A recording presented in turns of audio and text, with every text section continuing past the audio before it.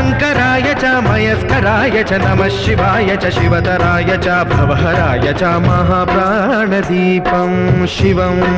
शिवं भजे मञ्जुनाथं शिवं शिवं अद्वैतभास्करम्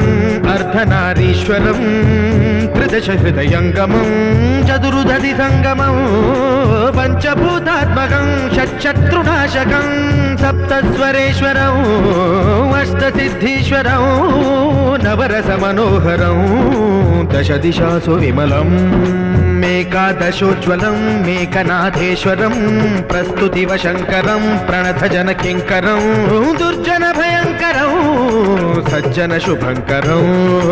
प्राणिभवतारकं प्रकृतिहितकारकं भुवनभव्यभवनायकं भाग्यात्मकं रक्षकम् ईशं सुरेशं